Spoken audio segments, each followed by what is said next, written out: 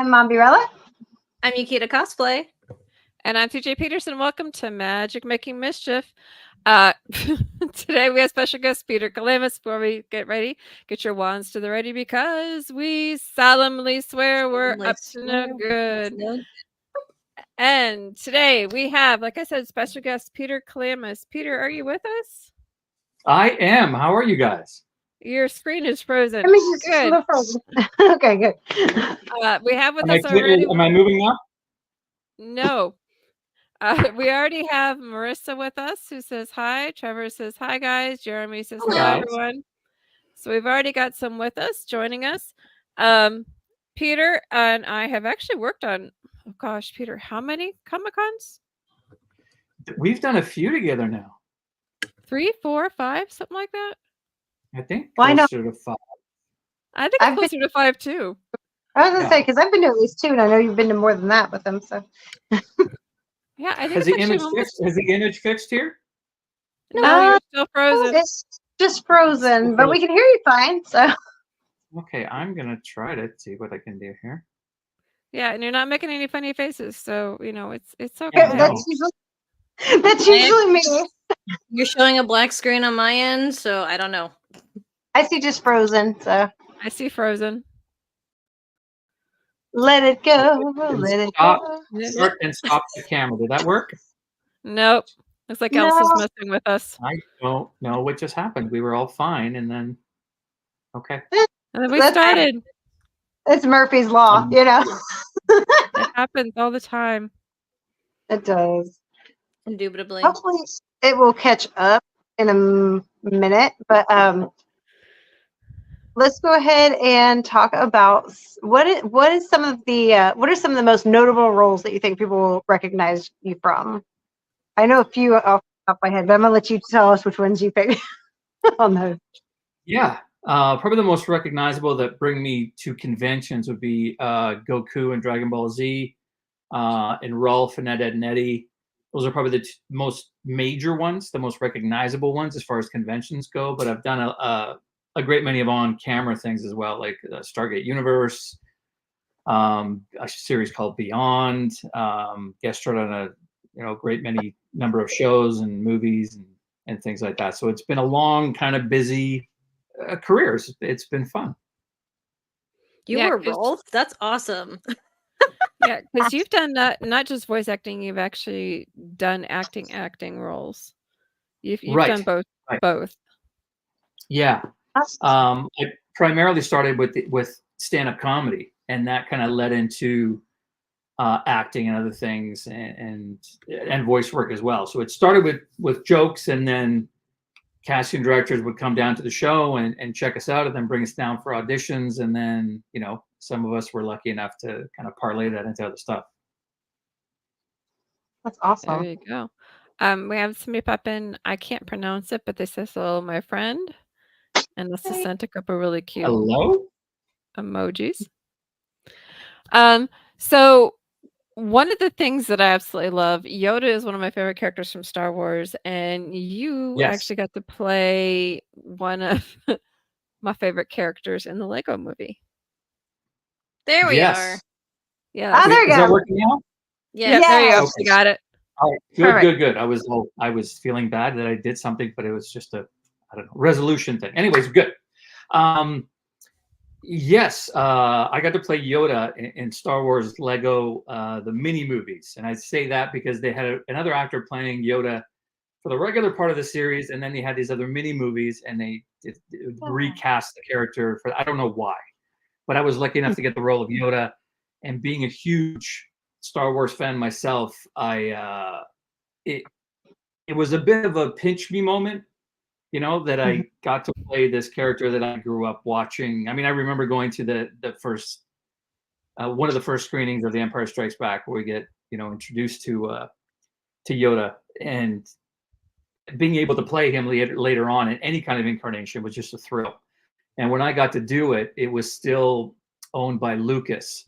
So when I got my check, it was like, payment by LucasArts. And I'm like, oh my God, I don't Do I know. cash it? Do I not cash And it? then I look at the check and I'm like, okay, I'm going to cash the check and then I'll put a photocopy up on the wall. Right? Of course.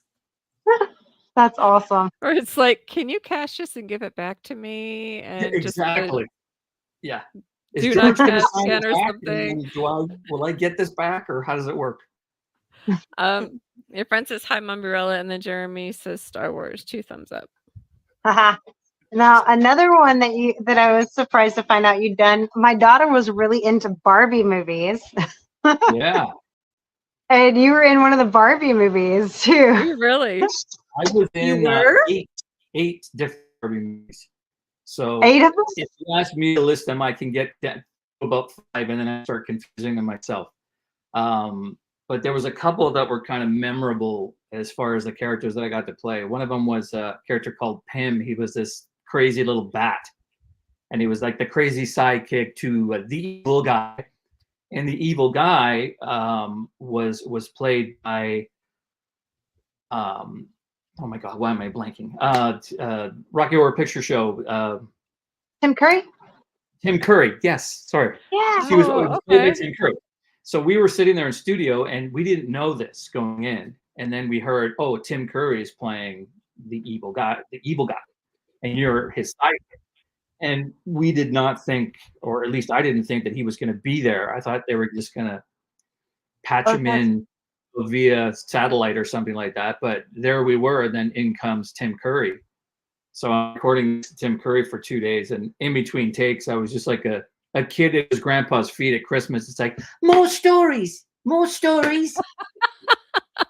And then he would fire out some crazy story about something that happened on stage or during filming of Rocky Horror. And it's like, you can't believe you're there with these people sometimes. And he was so sweet and funny. That's awesome. And I did this crazy English kind of accent. And it's like, are you looking particularly regal tonight, sire? Oh my gosh, my daughter's freaking out in the corner over here because she knows exactly who you're talking about. So, I remember when I fired out that first line, he was right beside me and he goes, and I finished my line, and yeah, I just hear him half under his breath jokingly to me goes, "You're not quite right, are you?" From Tim Curry. Got it. Tim Curry, compliments from Tim Curry. It was a pretty cool moment. Nice. So, and then also we were in The Princess and the Pauper, right? Is that the right one? No, Yes. no. Yes, it was that the one. Okay. Yeah, like I say, there were so many that they some of them kind of meld together. And there was another one, Barbie and Rapunzel, where I played a character. Yeah, I remember that. And this hit me about a few years ago, maybe about two and a half years ago. Somebody contacted me on Instagram and they said, because I got nicknamed the Horny Weasel, because there's this one line that I do in the movie where they've captured one of the princes, and then my character just kind of pops up, and for whatever reason I just delivered the line as pretty much close to this is, give him to me. Oh. So I did this, recorded this in like 2012, didn't really think much of it, it was warmly received. But then when somebody contacted me about 3 years ago, they said, you're known as the Horny Weasel now, and it's got millions of hits all over the internet. And I'm like, what are you talking about? It's probably a GIF now or something. I mean, it's got to be. It is. It's a meme. And if you go to YouTube, that line has been translated into every language on the planet, and there's montages, sites that have like 5 million hits and 6 million hits, and it's complete insanity. Oh my gosh. When the internet is going on while you sleep and you don't even know what's happening, and you wake up and you're like, what happened? So Peter Kelamis broke the internet. Got it. I did. I didn't know. You should see her face over here. She's cracking. It just gave one of her favorite Barbie movies a whole new twist that she never saw coming. Here for the comments. Says Rolf at his house? Rolf for laughing and John Bordeaux says, hey. Rolf is the character from Ed, Ed and Eddie, right? Yes, Mm. he's Yeah. the foreign exchange student, if you will. Yeah. Just at Yeah. his actual house. Yes. Yep. That's a reference. All right. At Rolf's house. Nana's on the other side of the door, red boy. Um, when a lot of people ask, like, how did you get Rolf, or how did you get the character of Rolf? And this is a true story. I had auditioned for every single male character on the show, every one of the Eds, Kevin, Johnny, everybody, everybody, and didn't get it. So it was like dead in the water. I moved on. They didn't want me. And excuse me, a female actress friend of mine was auditioning for one of the female roles. So she was outside of we were outside of the voice studio. She was in there auditioning. And then the director, Terry Clausen, who I actually am still very good friends with, who went to the hockey. He took me to the hockey game last night, the Canucks game. So we're still pals. Oh, nice. He comes running out and says, "Hey," with a piece of paper, and says, we just wrote this foreign kid neighbor. We just want to, the only rule is that we don't want a discernible accent. Like, we want it to not be specific to a certain region. I'm like, okay. So I had about 5 minutes with it.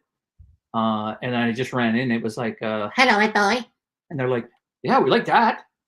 And, 11 years later, we were doing the last episode, but it was one heck of a run. It was a lot. That show was a lot of fun to do. But it was so much fun to do that they had to divide us.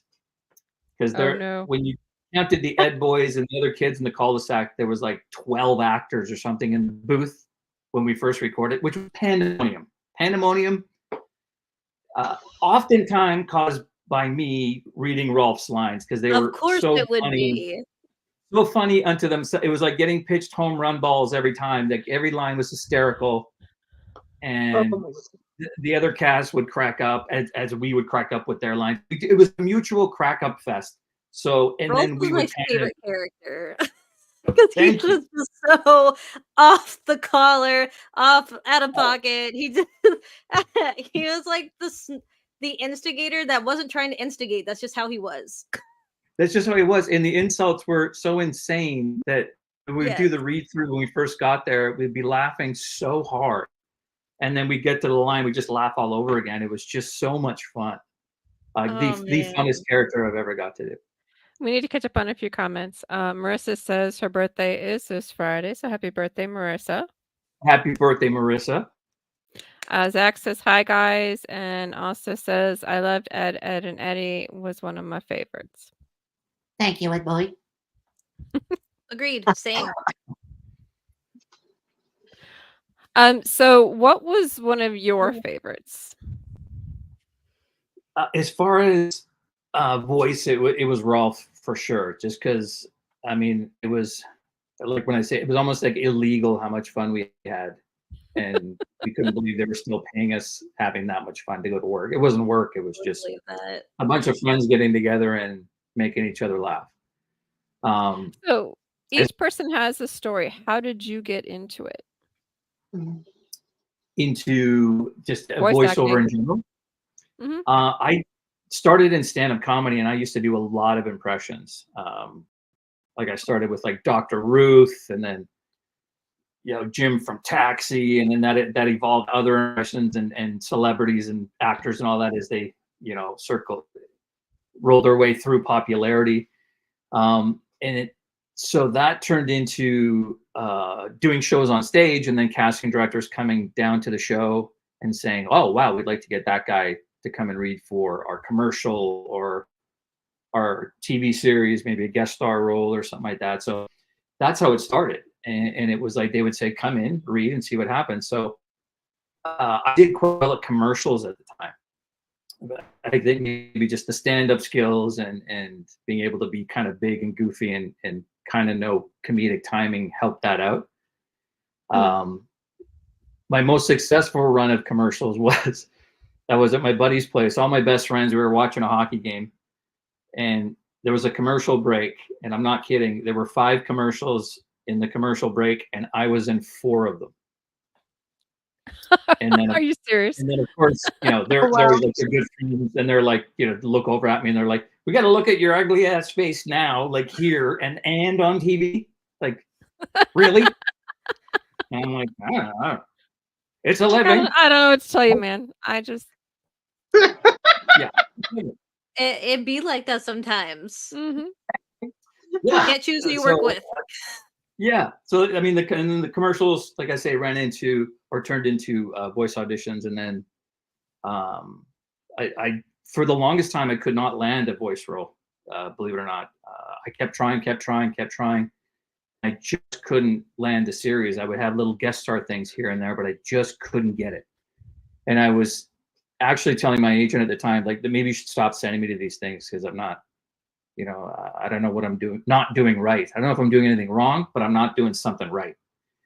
And then I got one series, and it was like 65 episodes, which was huge at the time. Like, you'll be lucky. And nowadays, if a series runs like 12 or 13 episodes, this was 65. So it was a massive series. And then shortly afterwards got Dragon Ball Z and Ed, Ed and Eddie. And then it was like, once I broke through, it was like the world opened up and its opportunities opened up after that. Mhm.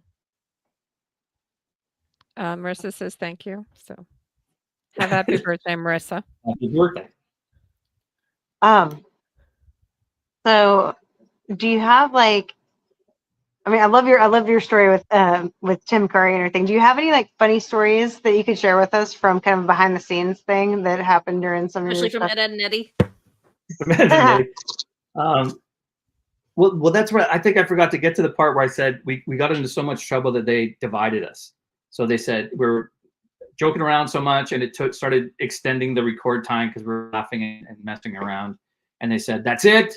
We're going to record the 3 in one session, and all the cul-de-sac kids in another session." Aww. So it didn't help because we still had fun. So they thought it would help, but not really. But behind the scenes things, interesting stories. There was one time, this is kind of strange, but it was a moment where I was talking to another actor friend of mine. This was years ago, and we were talking about different actors that we would love to work with, and I don't know, being guys, I guess the topic came up. It's like, well, what actress do you think is in addition to being talented, is just gorgeous that you would love to work with? And I was like, oh wow. At the time, I threw out, Salma Hayek, I think, is just stunning and very talented, as is Angelina Jolie. And within 2 months, I got to work with both of them. Oh, Like completely out of the blue. And I'm like, I got to make more lists. For real. Yeah, just completely out of the blue. The Angelina Jolie thing was a movie called Life or something like it. And literally, I was driving over the bridge into downtown, and my agent called and he goes, "Yeah, you just got hired off of your tape." And I'm like, "What tape? I didn't have any auditions to play." And he goes, No, like your demo reel. So you're going in on Tuesday, and you got like 5 days with Angelina Jolie playing her boss. And I'm like, what are you talking about right now? I'm on a bridge. It's gonna be an accident. Like, what are you saying? Oh my goodness. Yeah. You're saying I'm working with Angelina Jolie. Okay. Yeah. And then it was a few days later, and it's like, there she was on set, and she's extremely nice and, extremely great to work with. And I made sure, I was hoping to get a picture with her at the end, and she couldn't have been nicer about it. So it was my final scene with her. And I was like, would you mind? And she was like, of course. So nice. And I still have the picture, and it's a great shot. I'd be checking my watch going, is it April 1st? Is it? No, I know. And then the other one was, it was a really good movie on paper, but for some reason it just didn't click when the whole thing came together. It was a movie called Chain of Fools. And this cast was like Steve Zahn and like I say, Salma Hayek and Jeff Goldblum. The cast was like incredible. And it's this movie that nobody's really heard about. But it was the same thing where they wanted to have like a rehearsal day. And I remember just going into the rehearsal space, and she's like, "Hi, I'm Salma." And I'm like, "I know who you are." Wow. Very aware of your work. It's surreal sometimes. Like, I fanboy sometimes over actors that I see, not just ones I get to work with sometimes, but even at conventions. There's times where, I get jittery. I remember I was at a convention about a year and a half ago, and it was Catherine Mary Stewart was there with Last Starfighter, among other movies. and I always thought she was amazing. And I just walked up to her and I said, "Hey, I'm signing over there. I'm fumbling my words. I'm like, would it be okay if I'm just fanboying?" And I looked like an idiot. And she was like, "Well, no, you should come take a photo together." And it turns out she was from Edmonton growing up, like, which I had no idea. And I'm like, "What are you, Canadian? I didn't know this." And she came over to the table in between, quiet times. We chatted, and she was so, so nice. And it's just neat working with people that you watched growing up. It's a pretty cool gig. That'd be very cool. That's rad. Awesome. I love it. Like one story was there was an actor in Vancouver called Chris Gauthier. He was on Once Upon a Time, was one of his more popular credits. He was a great guy, and he passed away about a year and a half ago, very suddenly. But there was a few years back where there was another movie that both me and him had got cast on, and it was called Edison Force. And again, huge cast that it just didn't really click. But Wait, I did watch that movie. Did you really? That sounds. I that did sounds- actually. the name sounds familiar. Morgan Freeman, Justin Timberlake, among other people. It was a really good cast. LL Cool J. That one I It did. was I did watch amazing. that one. Yeah. Dang. So we got these small parts because it was supposed to be set in a newspaper office, like a newspaper that they would distribute, like the Daily Star or whatever. And Morgan Freeman was like the editor that came in. It was supposed to be this really tense moment where me and my other friend Chris took these I photos. gotta And watch really it again. They were really sensitive photos that we shouldn't have had. It's a tense moment. Do we publish these because it's going to cause a huge thing? And we were sitting there waiting to practice, run the scene and waiting for Morgan to come in. And me and Chris are kind of giggling, like, "Can you believe we're here? I can't believe we're here." From about 10 or 15 feet away, it's like Morgan Freeman's voice enters the room before he does, right? It's just like, "Hi, everybody. He's here. He's here." Goodness. And he introduced himself because we're going to rehearse a scene. And he went up to Chris and he goes, "And what's your name?" And he goes, "Oh, I'm playing. This is how small our roles were. He goes, "I'm newspaper boy number 1." And then Morgan goes, "And what's your real name?" "Chris." Oh. "You'll be known as Chris now." "Yes, sir." Oh. And he turns at me and he goes, "And what's your name?" And I goes, "Newspaper boy number 2." And then he goes, "Yo, what's your real name?" "Peter." "You'll be known as Peter now." It was like getting christened by the Pope. It's like, "You will be known as Peter now." Oh my goodness. And sure enough, we did the scene, and instead of yelling, hey you," it was like, "Chris, what are you doing? Peter, publish this."